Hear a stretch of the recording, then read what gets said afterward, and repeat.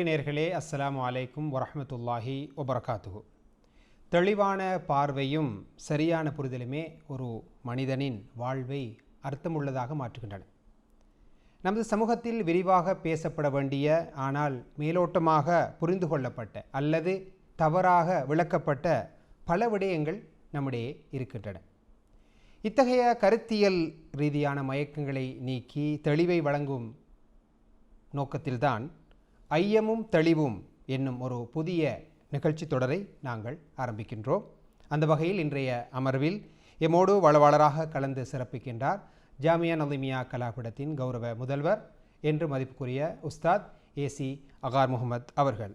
அஸ்ஸலாமு அலைக்கும் உஸ்தாத் அவர்களே. வலைக்கும் அஸ்ஸலாம் வரஹ்மத்துல்லாஹி வபரகாத்துஹு. உஸ்தாத், நான் ஏற்கனவே குறிப்பிட்டது போல உண்மையிலே நமது சமூகத்தில் தவறாக புரியப்பட்ட அல்லது பிழையாக விளக்கப்பட்ட கருத்தியல் ரீதியான விடயங்கள் இருக்கின்றனவா? இந்த விடயத்தை நீங்கள் எவ்வாறு பார்க்கின்றீர்கள், நோக்குகின்றீர்கள்? பிஸ்மில்லாஹிர் ரஹ்மானிர் ரஹீம். நஹ்மதுஹு வ நுஸல்லி அலா ரசூலில் கரீம். இந்த ஐயமும் தெளிவும் என்ற மகுடம் தாங்கிய நிகழ்ச்சி தொடருக்கூடாக நேயர்களை சந்திப்பதில் நானும் பெருமகிழ்ச்சி அடைகின்றேன். இந்த நல்ல சந்தர்ப்பத்தை வழங்கிய அல்லாஹ்வை புகழ்வதோடு நாலேஜ் பாக்ஸ் ஸ்தாபனத்துக்கும் நன்றி சொல்ல கடமைப்பட்டிருக்கிறேன். ஜஸாஹுமுல்லாஹு ஹைரன். மிகவும் முக்கியத்துவம் வாய்ந்த ஒரு பொருளிலே இன்ஷா அல்லாஹ் பிஇذنில்லா இந்த நிகழ்ச்சி தொடர் நடைபெற இருக்கிறது. ஆரம்பமாக சமூகத்துக்குள்ளே தெளிவை வேண்டி நிற்கின்ற, விளக்கத்தை வேண்டி நிற்கின்ற மார்க்க கண்ணோட்டங்கள் உண்டா என்ற கேள்வியை நீங்கள் முன்வைத்திருக்கிறீர்கள். உண்மையிலேயே முஸ்லிம் உம்மாவின் பின்னடைவுக்கான காரணங்கள் என்ன என்பது பற்றி பேசப்படும் பொழுதெல்லாம் சொல்லப்படுகின்ற ஒரு காரணம் இருக்கிறது. அதுதான் முஸ்லிம்களாக இல்லை. முஸ்லிம்கள் இஸ்லாத்தை சரியாக வாழ்க்கையில் கடைபிடிப்பதில்லை, கடைபிடித்து ஒழுகுவதில்லை. அதனால் தான் முஸ்லிம்கள் இந்த நிலையில் இருக்கிறார்கள், இத்தகைய அவல நிலைக்கு முகம் கொடுத்திருக்கிறார்கள் என்று சொல்வார்கள். அந்த பார்வை பிழையானது அல்ல. ஆனால் அதனை விட முக்கியமான மற்றும் ஒரு கோளாறு இருக்கிறது. ஆரம்பமாக நம்பவர்கள் இந்த மார்க்கத்தை புரிய வேண்டிய விதத்தில் புரிந்திருக்கிறார்களா? இந்த மார்க்கத்துடைய கொள்கைகளை, கோட்பாடுகளை, எண்ணக்கருக்களை, கண்ணோட்டங்களை சரியாக விளங்கி இருக்கிறார்களா? மொத்தமான பார்வை கொண்டவர்களாக இருக்கிறார்களா என்ற கேள்வி எழுப்பப்பட்டால் அங்குதான் ஆரம்ப கோளாறு இருக்கிறது. இந்த மார்க்கத்தின் பல அடிப்படையான கொள்கை கோட்பாடுகளை பிழையாக புரிந்து பிழையாக அவர்கள் வாழ்க்கையில் கடைபிடிக்கிறார்கள், பிழையாக இந்த மார்க்கத்தை அந்த வகையில் பிரதிநிதித்துவப்படுத்துகிறார்கள். இதுதான் முதலாவது கோளாறு. இரண்டாவது கோளாறு தான் மார்க்கத்தை உரிய விதத்தில் அன்றாட வாழ்க்கையில், தனிப்பட்ட வாழ்க்கையில், குடும்ப வாழ்க்கையில், சமூக வாழ்க்கையில் கடைபிடிக்காமல் இருப்பது. எனவே ஆரம்பமாக மார்க்கம் பற்றிய புரிதல் முக்கியம். அதிலும் மார்க்கம் தொடர்பான சில அடிப்படையான விஷயங்கள் சம்பந்தமாக நிலவுகின்ற பிழையான பார்வைகள் சரி செய்யப்பட வேண்டும், அல்லது அரைகுறையான பார்வைகள் சரி செய்யப்பட வேண்டும். மொத்தமான முழுமையான பார்வை ஒவ்வொரு விஷயத்தை பொறுத்தவரையும் தேவைப்படுகிறது. அந்த ஒரு கண்ணோட்டத்தில் தான், பின்புலத்தில் தான் ஐயமும் தெளிவும் என்ற இந்த நிகழ்ச்சி தொடர் ஆரம்பிக்கப்பட்டிருக்கிறது என்று நான் நம்புகின்றேன். உண்மையில் உஸ்தாத், நீங்கள் குறிப்பிட்டது போல அப்படியென்றால் முஸ்லிம் சமூகத்தின் செயற்பாடுகள், அமல்களை விட சிந்தனை சார்ந்த விடயங்கள் முக்கியத்துவம் பெற வேண்டும் என்று நீங்கள் கூறுகின்றீர்கள். நிச்சயமாக முஸ்லிம் உம்மா எதிர்நோக்கி இருக்கிற மிக முக்கியமான பிரதானமான பிரச்சினை என்று சொல்வதை விட மிகப்பெரிய விவகாரம் என்ன தெரியுமா? அல் அஸ்மத்துல் ஃபிக்ரியா. மார்க்கம் தொடர்பிலே காணப்படுகின்ற சிந்தனை தெளிவின்மை, சிந்தனை சிக்கல், சிந்தனை மயக்கம், கொள்கையில் இருக்கிற மயக்கம், தெளிவின்மை, கிரைசிஸ் ஆஃப் தாட் என்பதை என்றும் எப்போதும் நாம் வலியுறுத்தி வந்திருக்கிறோம். அது மிகப்பெரிய யதார்த்தம். முதலாவது மார்க்கம் பற்றிய தெளிவு, சிந்தனை தெளிவு பிறக்க வேண்டும். அதன் பிறகுதான் மார்க்கம் வாழ்க்கையில் கடைபிடிக்கப்பட வேண்டும் என்பதை அழுத்தமாக சொல்ல விரும்புகிறேன். அந்த வகையில் உஸ்தாத் அவர்கள் கூறுகின்றார்கள், மார்க்கத்தின் செயற்பாடுகள், மார்க்கத்தை நடைமுறைக்கு கொண்டு வருவதாக இருந்தால் நிச்சயமாக சிந்தனையில் மாற்றம் ஏற்பட வேண்டும், சிந்தனை தெளிவு பிறக்க வேண்டும் என்ற விடயத்தில் தான் வலியுறுத்துகின்றார்கள். அந்த வகையில் உஸ்தாத் அவர்களே, உங்களுடைய அனுபவத்திலும் அறிவிலும் மொழியிலும் பார்த்தால் இப்படி சீர் செய்யப்பட வேண்டிய அல்லது தவறாக பிழையப்பட்ட அல்லது அரைகுறையாக புரியப்பட்டுள்ள எப்படி சிந்தனைகள் அல்லது விடயங்கள் இருக்கின்றன? உண்மையில் மிக அடிப்படையான சாதாரணமாக பார்க்கப்படுகின்ற சாதாரணமாக கொள்ளப்படுகின்ற கருதப்படுகின்ற இஸ்லாத்துடைய கண்ணோட்டங்கள் முதல் மிகப்பெரிய இஸ்லாத்துடைய கோட்பாடுகள் வரை ஒன்றோ சரியாக புரியப்படவில்லை, பிழையாக புரியப்பட்டிருக்கின்றன, அல்லது அரைகுறையாக புரியப்பட்டிருக்கின்றன, மொத்தமாக முழுமையாக புரியப்படவில்லை. நான் அடிக்கடி கடந்த காலங்களில் சொல்லி வந்ததுண்டு, இஸ்லாம் குருடர்கள் கண்ட யானை நிலையில் இருக்கிறது. குருடர்கள் ஒரு யானையை அது எப்படி இருக்கும் என்று அறிய விரும்பினார்கள். ஒரு யானையை பார்க்கும் சந்தர்ப்பங்கள் கிடைத்தது. ஒவ்வொருவரும் அந்த யானையின் எந்த பாகத்தை பிடித்தார்களோ அந்த பாகம்தான் முழு யானையும் என்று நம்பினார்கள். முரண்பாடு வெடித்தது. உண்மையில் அது முரண்பாடு அல்ல. சாதாரண பாசையில் சொல்வதாக இருந்தால் விளப்பம் இல்லாத குழப்பம். அங்கு பார்வையுள்ள ஒரு மனிதன் வந்தால்தான் அவர்களுடைய அந்த பிரச்சனையை தீர்க்கலாம். காதை பிடித்தவன் இப்படித்தான் யானை இருக்கும் என்று கற்பனை செய்தான். காலை பிடித்தவன் இல்லை இப்படித்தான் இருக்கும் என்று சொன்னான். யானையுடைய தும்பிக்கையை பிடித்தவன் அப்படித்தான் யானை இருக்கும் என்று சொன்னான். வாலை பிடித்தவன் இன்னொரு பார்வையில் பார்த்தான். ஆனால் உண்மையில் யானை என்பது இந்த எல்லா பாகங்களையும் கொண்ட ஒரு மொத்தமான ஒரு மிருகம் என்பதை அவர்களால் பார்க்க முடியாமல் போய்விட்டு, இதனைத்தான் ஹோலிஸ்டிக் வியூ என்று சொல்வார்கள், மொத்தமான முழுமையான பார்வை.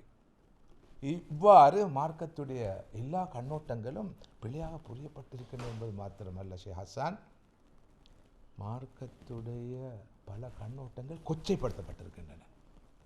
மிகச் சாதாரண விஷயங்கள் முதல் இபாதா, எல்லோருக்கும் பரிச்சயமான வார்த்தை பிரயோகம், ஆனால் அது சரியாக புரியப்பட்டிருக்கிறதா? தௌஹீத் சரியாக புரியப்பட்டிருக்கிறதா? உலக வாழ்வு பற்றிய இஸ்லாத்துடைய பார்வை, இம்மை மர்மைக்கு இடையிலான இஸ்லாத்துடைய அந்த சமநிலையான பார்வை சரியாக புரியப்பட்டிருக்கிறதா? அறிவு கல்வி சம்பந்தமான இஸ்லாமிய கண்ணோட்டம் சரியாக விளங்கப்பட்டிருக்கிறதா என்று இப்படி அடுக்கிக் கொண்டே போகலாம். நான் மறுக்கவில்லை, புரிந்து வைத்திருக்கிறார்கள். ஆனால் அந்த புரிதலிலே குறைபாடு இருக்கிறது, அறகுறையாக இருக்கிறது, முழுமையற்றதாக இருக்கிறது என்பதைத்தான் இங்கே நாம் சொல்ல வருகிறோம். அப்படித்தானே? நிச்சயமாக சார். இதனால்தானோ என்னவோ அரபு மொழியில் பிரபலியமான புத்தகங்கள் கூட இருக்கின்றன. மஃபாஹீம் எம்பகி அந்துசஹா, மஃபாஹீம் எஜிபு அந்துசஹா, இவ்வாறு பல தலைப்புகளில், அதாவது பல தலைப்புகள் முஸ்லிம் சமூகத்தில் சர்வதேச ரீதியாக பிழையாக புரியப்பட்டிருக்கின்ற வகையில் தான் இவ்வாறான பெயர்களில் சீர் செய்யப்பட வேண்டிய அல்லது திருத்தப்பட வேண்டிய சிந்தனை அல்லது எண்ணக்கருக்கள் என்று கூட அதனை சொல்லலாம். அந்த வகையில் உஸ்தாத் அவர்களே, நீங்கள் பல விடயங்களை குறிப்பிட்டீர்கள். இன்று முஸ்லீம் சமூகத்துக்கு மத்தியில் பல கண்ணோட்டங்கள், கருத்தாக்கங்கள் சரியான தெளிவை பெறவில்லை என்று. இந்த அமர்வுக்கூடாக ஒரு குறிப்பிட்ட விடயத்தை மாத்திரம் எடுத்து கலந்துரையாடுவது பொருத்தம் நினைக்கின்றேன். இபாதத் என்றால் வணக்க வழிபாடுகள், தொழுவது, நோன்பு நோட்பது, ஜக்காத் கொடுப்பது, ஹஜ்ஜி செய்வது, திக்ர் ஔராதுகளில் இடுவது, குர்ஆன் ஓதுவது, இதுதான் இபாதத் என்ற பார்வைதான் சமூகத்தில் இருக்கிறது. அவர் என்ன செய்கிறார்? இபாதத்தில் இருக்கிறார், ஒரு ஆபித் என்று சொல்வார்கள். உண்மையிலே இபாதத் என்ற இந்த சொல், இந்த பதம், இந்த கருத்தை தான் உண்மையிலே நாட வருகின்றதா அல்லது இதற்கு அப்பாலும் அதற்கு விளக்கங்கள் இருக்கின்றனதா? சந்தேகம் இல்லாமல் இபாதத் என்ற பதம் வணக்கத்தை குறிக்கும், வணக்க வழிபாடுகளை குறிக்கும், கிரியைகளை குறிக்கும் என்பதில் மாற்று கருத்து இல்லை. ஆனால் இஸ்லாம் சொல்லும் இபாதத் வணக்க வழிபாடுகளை மாத்திரம்தான் குறிக்கும் என்ற பார்வை பிழையானது, அல்லது அந்த பார்வை முழுமையற்றது. இஸ்லாமிய நோக்கிலே இபாதாத்துகள் இருவகைப்படும். ஒன்று இபாதாத் தஅப்புதியா அவு இபாதாத் ஷாஇரியா, அடுத்தது இபாதாத் தாமுலியா. ஒன்று வணக்க வழிபாடுகள், கிரியைகள் என்று சொல்லுவோம், ஆங்கில மொழியில் ரிச்சுவல்ஸ் என்று சொல்லுவோம். அவை இபாதாத்தின் ஒரு வகை. நீங்கள் குறிப்பிட்டது போல தொழுகை, நோன்பு, திலாவத்துல் குர்ஆன், திக்ர் ஔராதுகளை ஓதுதல், இவ்வாறான வணக்க வழிபாடுகள் ஒரு பகுதி இபாதாத் ஷாஇரியா என்ற பெயரில் அவை வழங்கப்படும். ஆனால் இபாதாத்துடைய மற்றொரு பகுதி இருக்கிறது, அதான் இபாதாத் தஅமுலியா. தனி மனித வாழ்க்கையில், குடும்ப வாழ்க்கையில், சமூக வாழ்க்கையில், உறவுகளில், கொடுக்கல் வாங்கலில், பண்பாடுகளில், ஒழுக்கங்களில், அனைத்திலும் மார்க்கம் சொல்லும் போதனைகளை, வழிகாட்டுகளை கவனத்தில் கொண்டு வாழும் வாழ்க்கை இருக்கிறது, அது இபாதத். அந்த ஒவ்வொரு அம்சமும் இபாதத். நாம் கடைபிடிக்கிற ஒவ்வொரு பண்பாடும் இபாதத், நாம் வைக்கிற ஒவ்வொரு உறவும் இபாதத் என்ற வட்டத்துக்குள் வரும். இந்த புரிதல் மிக குறைவாக இருக்கிறது. அதனை அஹ்லாக் என்று சொல்லிவிடுவோம். பண்பாடுகள், நல்ல ஒழுக்கங்கள், நல்ல தன்மைகள் இல்லை, அவை இபாதத்துடைய அடுத்த அரை பகுதி. இபாதத்துடைய ஒரு பாதி கிரியைகள் என்றால் மறுபாதி, சரிபாதி, சமபாதி இந்த அன்றாட வாழ்க்கையில், நமது கொடுக்கல் வாங்கல்களில், உறவுகளில் பேண வேண்டிய மார்க்கம் வலியுறுத்துகின்ற அந்த போதனைகளை கடைபிடிப்பது. அப்படி என்றால் இபாதத் என்றால் வணக்க வழிபாடுகளையும் குறிக்கும். கண்டிப்பாக வணக்க வழிபாடுகளையும் குறிக்கும். ஆனால் அது மாத்திரம் அல்ல. நிச்சயமாக ஒரு பகுதி கிரியைகள் என்றால் மற்ற பகுதி பண்பாடுகள், மனிதர்களோடு நடக்கின்ற நடைமுறை சார்ந்த விடயங்களை குறிக்கும். அப்படி என்றால் உஸ்தாத், இந்த நேரத்தில் தான் இந்த அல் குர்ஆன் வசனம் ஞாபகத்துக்கு வருகின்றது. ஒமா ஹலக்துல் ஜின்ன வல் இன்ச இல்லா லியஅபுதூன். நான் இந்த மனிதர்களையும் ஜின்களையும் என்னை வணங்குவதற்காக அன்றி படைக்கவில்லை. லியஅபுதூன் என்ற அந்த பிரயோகம் இடம்பெறுகின்றது. அப்படி என்றால் நீங்கள் சொல்வது போன்று இந்த வசனத்துக்கும் இந்த வாழ்வே வணக்கமாக என்ற பேரிலே சொல்லப்படுகின்ற அந்த விடயத்துக்கும் தொடர்பு இருக்கின்றது அல்லவா? சந்தேகம் இல்லாமல் அந்த குர்ஆன் ஆயத்தையே சற்று விரிவாக பார்க்கலாம் என்று நினைக்கிறேன். என்னை வணங்கி வழிபடுவதற்காகவே நான் மனித இனத்தையும் ஜின் இனத்தையும் மனித இனத்தையும் படைத்திருக்கிறேன். வேறு எதற்காகவும் படைக்கவில்லை என்றோ அல்லாஹ் சொல்கிறான். சரி, அப்படியாக இருந்தால் யாருதான் நாம் சொல்லுகின்ற அந்த வணக்கம் என்ற பார்வையில் 24 மணி நேரமும் இபாதத்தில் இருக்கிறார்? யாராவது ஒருவர் இருக்க முடியுமா? உச்ச நிலையில், அது கூடிய நிலையில் ஒருவரால் ஒரு நாளைக்கு வணக்க வழிபாடுகளில், ரிச்சுவல்ஸில் எத்தனை மணி நேரங்கள் ஈடுபடலாம்? கூடினா 4 மணி நேரங்கள் வைத்துக்கொள்ளும். தொழுகிறார், குர்ஆன் ஓதுகிறார், திக்ர் செய்கிறார், முன்பின் சுன்னத்தான தொழுகைகளை நிறைவேற்றுகிறார் என்று வைத்துக்கொண்டால் 4 மணி நேரங்கள் ஒதுக்கலாம். அடுத்து 20 மணி நேரமும் அவர் எதற்காக படைத்தானோ அந்த நோக்கத்தை நிறைவேற்றாத நிலையில் இருக்கிறார். இவர் எப்படி நாளை மறுமையில் தப்புவது? அல்லாஹ் அழுத்தம் திருத்தமாக தெளிவாக முடிவாக சொல்கிறான், நான் உங்களை படைத்திருப்பது என்னை வணங்குவதற்காகவே என்று. ஆனால் யாராலும் அந்த வணக்கத்தை நிறைவேற்ற முடியாது. உதாரணமாக இந்த நிகழ்ச்சிக்காக நாம் ஒதுக்கி இருக்கிற நேரம், இது கிரியைகளுக்குள் வராது, வழிபாடுகளுக்குள் வராது, வணக்கங்களுக்குள் வராது. இதனை யாரும் சொல்வதில்லை, அவர்கள் இபாதத்தில் இருக்கின்றார்கள் சொல்வதில்லை. நல்ல ஒரு விஷயம் என்று தான் சொல்வார்கள். இங்குதான் கோளாறு இருக்கிறது. இங்குதான் இபாதத் என்ற பதத்தின் பொருள் சரியாக புரியப்பட வேண்டும். லிட்டரரி மீனிங் புரியப்பட வேண்டும். இரண்டாவது, அதன் மூலம் நாடப்படும் கருத்து புரியப்பட வேண்டும். இபாதா என்ற சொல்லின் பொருள் வணக்கம் அல்ல, வர்ஷிப் அல்ல. இபாதா என்ற சொல்லின் பொருள் ஸ்லேவரி. அபுத் என்றால் வணக்கவாளி அல்ல, அபுத் என்றால் ஸ்லேவ், அதாவது அடிமைத்தனம், அடிமைத்துவம். அதாவது ஒருவர் வணக்கவாளியாக இருக்கிற போதும் அபுது, வணக்கத்துக்கு வெளியேயும் அப்தாக அல்லவா இருக்க வேண்டும். ஒருவர் தொழும் போது வணக்கவாளி, நோன்பு நோக்கும் போது வணக்கவாளி, குர்ஆன் ஓதும் போது வணக்கவாளி, வர்ஷிப்ப. அப்படியே இல்லையா? தொழுகை முடிந்த பிறகு யார் அவர்? அபுது இல்லையா? அல்லாவுடைய அபுது இல்லையா அவர்? ஒரு முஸ்லீம் 24 மணி நேரமும் அல்லாஹ்வுடைய அபுதாகத்தான் இருக்கும். கூனு இபாதல்லாஹி இஹ்வானா, அல்லாஹ்வுடைய அப்துகளாகிய நீங்கள் சகோதரர்களாக இருங்கள், நீங்கள் எல்லோரும் அபுது. 24 மணி நேரமும் அபுதாக இருக்கணும், இபாதத்தில் இருக்கணும். வாகனம் ஓட்டும் போதும் அவர் அபுதாக இருக்க வேண்டும், வியாபாரம் செய்யும் போதும் அபுதாக இருக்க வேண்டும், அல்லாஹ்வுடைய ஸ்லேவாக இருக்க வேண்டும். அதாவது அல்லாஹ் சொன்னபடி வாழ வேணும். எனவே இபாதத் என்பதை வணக்கம் என்று மொழிபெயர்த்தால், வர்ஷிப் என்று மொழிபெயர்த்தால், இபாதத்துடைய வட்டம் சுருங்கி விடுகிறது. இபாதத் என்பதை ஸ்லேவரி, அடிமைத்தன்மை என்று மொழிபெயர்த்தால், அபுத் என்பதை ஸ்லேவ் அடிமை என்று மொழிபெயர்த்தால் வாழ்வே வணக்கம். ஒருவர் முழு வாழ்க்கையிலும் அபுதாக இருப்பார். அவர் வானத்தில் பறக்கும் போதும், பூமியில் நடக்கும் போதும், தண்ணீரில் மிதக்கும் போதும், தனது வீட்டிலே குடும்பத்தாரோடு இருக்கும் போதும், குடும்ப வாழ்க்கையை நடத்தும் போதும், தொழில் செய்யும் போதும், எல்லா நிலையிலும் அவரை பார்த்திருப்பார். உதாரணமாக இந்த நிகழ்ச்சி இது ஒரு இபாதா, வர்ஷிப் என்ற அந்த வட்டத்துக்குள் வராமல் இருக்கலாம். ஆனால் அல்லாஹ்வுக்கு கட்டுப்பட்ட நிலையில், அவனது வரம்புகளை மீறாத நிலையில், அவனது சட்டத்திட்டங்களை மீறாத நிலையில், அவன் எதிர்பார்ப்பதை அவன் செய்ய வேண்டும் என்று சொல்வதை செய்து கொண்டிருக்கிறோம். அவனது தீனை பற்றிய சரியான புரிதலை ஏற்படுத்த வேண்டும் என்ற தூய நோக்கத்தோடு இந்த நிகழ்ச்சி நடைபெறுகிறது. எனவே இது ஒரு இபாதா ஹாலிஸா மஹ்தா இன்ஷா அல்லாஹ் பிஇذنில்லாஹ். இது ஒரு தூய இபாதத். இந்த பார்வை கெட்டு போனதால் என்ன விளைவு என்று சொல்லுங்கள் பார்க்கலாம்.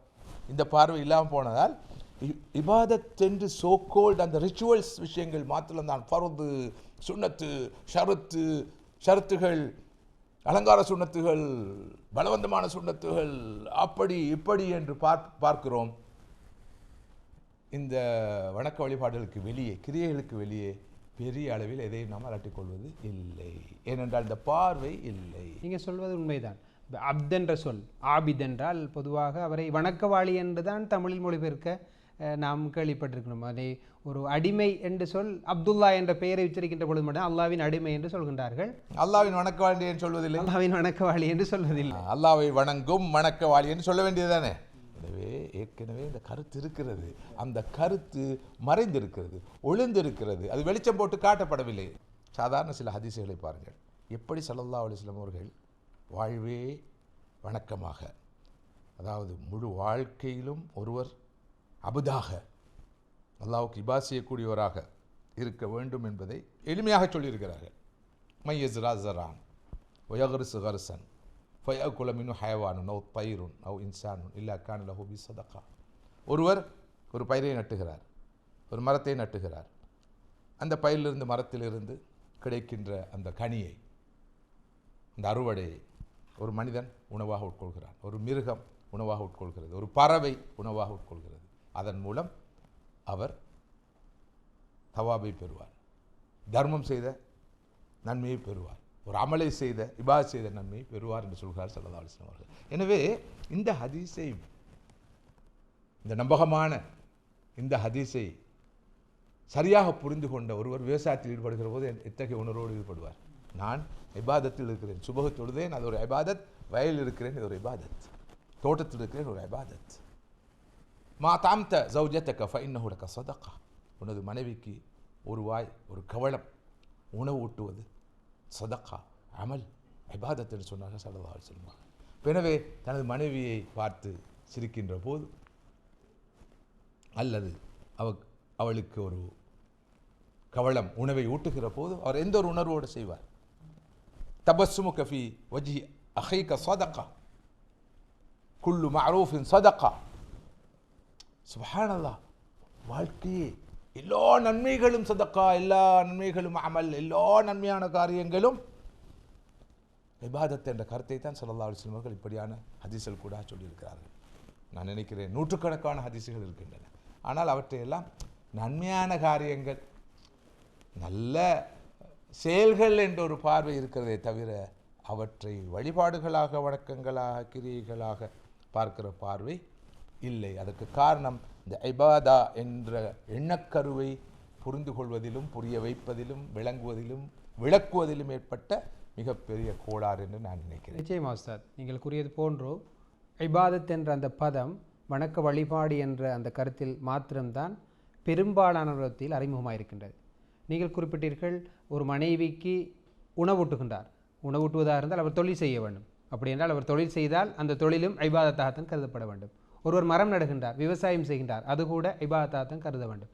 ஒரு சகோதரனை பார்த்து அவர் புன்னுருவல் பூக்கிறார், அதுவும் சதக்காகத்தான் பார்க்க. எனவே வாழ்வே வணக்கமாக என்ற அந்த கன்செப்ட் எப்போது சரியாக புரியப்படும் என்றால் இந்த எல்லா காரியமும் வணக்கம் என்ற உணர்வோடு அவர் செய்கின்ற பொழுதுதான். ஒரு ஹதீஸ் பிரபலமானது, அறிந்து வைத்திருப்பீர்கள்.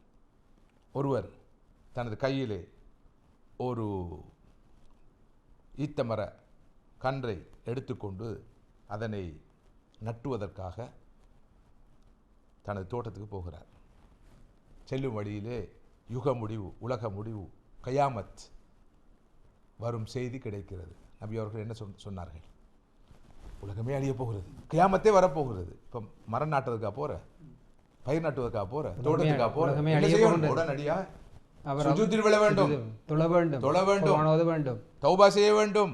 யாருக்காவது அநியாயங்கள் செய்திருந்தால் ஓடிப்போய் அவரோட மன்னிப்பு கோர வேண்டும். நபி அவர்கள் சொன்னார்கள், ஃபல் யக்ரிஸ்ஹா, அந்த நேரத்தில் அவருக்கு சந்தர்ப்பம் இருந்தால் கியாமத் வருவதற்கு முன்னால் அவசரமாக நடுவதற்கு, அப்படிதான் ஹதீஸ் வருது. சந்தர்ப்பம் இருந்தால் உடனடியாக அந்த மரத்தை நட்டட்டும். இப்போ அந்த மரத்தை நட்டினில் தான் அல்லாஹ்வை சந்திக்கணும், மறுமையில் போய் நிற்கணும், மஹ்ஷரை சந்திக்க வேணும். இப்போ நபி அவர்கள் பிழையான வழிகாட்டலாம் தந்தார்கள். சுப்ஹானல்லாஹ் வல் ஐயாஸு பில்லாஹ், மிகச்சரியான வழிகாட்டல். இதுதான் இபாதத் பற்றிய இஸ்லாத்துடைய பார்வை. உஸ்தாத் அவர்களே, நீங்கள் ஆரம்பமாக குறிப்பிட்டீர்கள் இபாதத் என்ற பதம் வெறும் வணக்கத்தை மாத்திரம், வணக்க வழிபாட்டை மாத்திரம் குறிக்காது. தொழுவது, நோன்பு நோட்பது, ஹஜ் செய்வது, குர்ஆன் ஓதுவது, திக்ர் செய்வது எல்லாம் வணக்க வழிபாடுகள். அது இபாதா தஅபுதியா அல்லது ஷாயிரியா என்று சொல்லலாம். இன்னொரு பகுதி இருக்கிறது, அது தஆமுலியா, மனிதர்களோடு அல்லது இந்த கிரியைகள் என்று சொல்லுகின்ற வட்டத்துக்குள் அடங்காதவை. ஆகவே முழு வாழ்க்கையிலும் மனிதனுடைய அந்த அடிமைத்துவம் தான் வெளிப்பட வேண்டும்.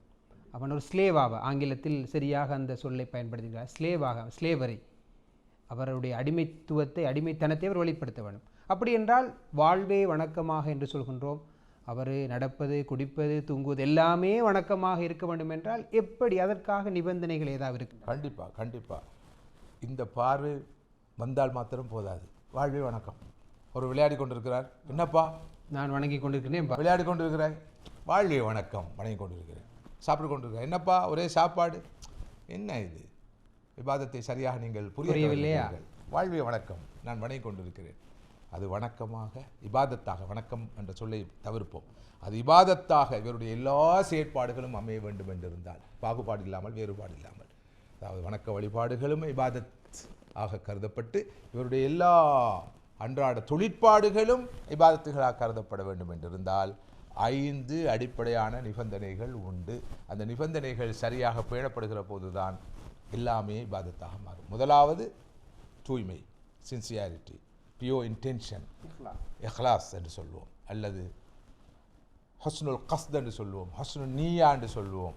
இது மிக மிக முக்கியமானது, அடிப்படையானது. அல்லாஹ்வுக்காக அவனது திருப்தியை நாடி, திருமுகத்தை நாடி இந்த செயலை செய்கிறேன் என்ற அந்த எண்ணம், அந்த நோக்கம் உள்ளத்தில் ஆழமாக இருக்க வேண்டும். எந்த செயல்பாட்டில் ஈடுபட்டால் அங்கு முகத்தில் இருக்கக்கூடாது, போலியான தன்மை இருக்கக்கூடாது, ஏமாற்ற தன்மை இருக்கக்கூடாது, யாரையும் திருப்திப்படுத்தும் தன்மை இருக்கலாகாது எந்த தொழிற்பாட்டில் ஈடுபட்டால்.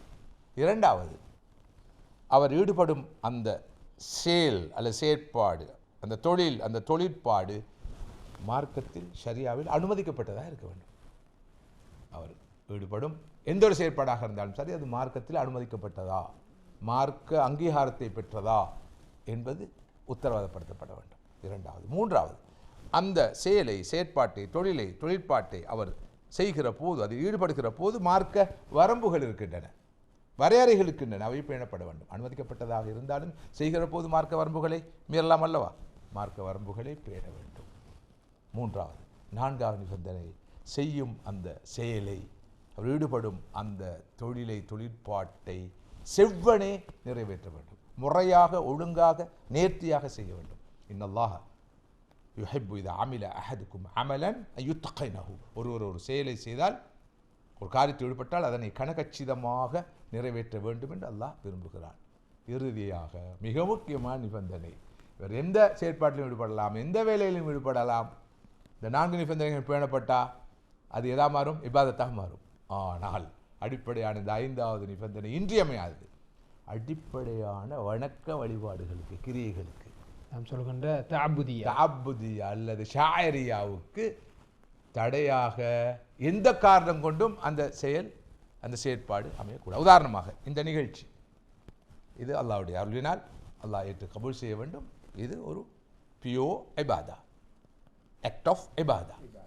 இந்த 4 நிபந்தனைகளும் பேணப்பட்டிருக்குது. ஆனால் 5வது நிபந்தனை பேணப்படவில்லை என்று வைத்துக் கொள்வோம். அடிப்படையான ஒரு வணக்க வழிபாடுகளுக்கு தடையாக இருக்குது. ஒரு தொழுகைக்கு தடையாக இருக்கிறது, மற்றொரு ரமதான் நோன்புக்கு தடையாக இருக்கிறது என்று சொன்னால் இது இபாதான் இந்த வட்டத்திலிருந்து வெளியேறும். இந்த நிகழ்ச்சிக்கு இபாதத் என்ற அந்த பெருமானம் கிடைக்காது, அந்த அங்கீகாரம் கிடைக்காது. எனவே இந்த 5 நிபந்தனைகளும் இன்னும் விரிவாக கலந்துரையாடப்படலாம். உண்மையில் மிக முக்கியமான புரியப்பட வேண்டிய, சமூகத்துக்கு தெளிவு கிடைக்க வேண்டிய ஒரு தலைப்பு, ஒரு சப்ஜெக்டை இந்த அமர்வுகளூடாக நாங்கள் கலந்துரையாடிக்கணும். அதன் இபாதத் என்ற அந்த கருத்தாக்கத்தை உங்களோடு கலந்துரையாடினோம். நல்ல பல கருத்துக்களை எங்களோடு பகிர்ந்து கொண்ட ஜாமியா அல்மியாவின் கௌரவ முதல்வர் என்னும் மதிப்புக்குரிய உஸ்தாத் ஏசி அகார்முத் அவர்களுக்கு நன்றி கூறி விடைபெறுகின்றோம். வஸ்ஸலாமு அலைக்கும் வரஹ்மத்துல்லாஹி வபரகாத்துஹு.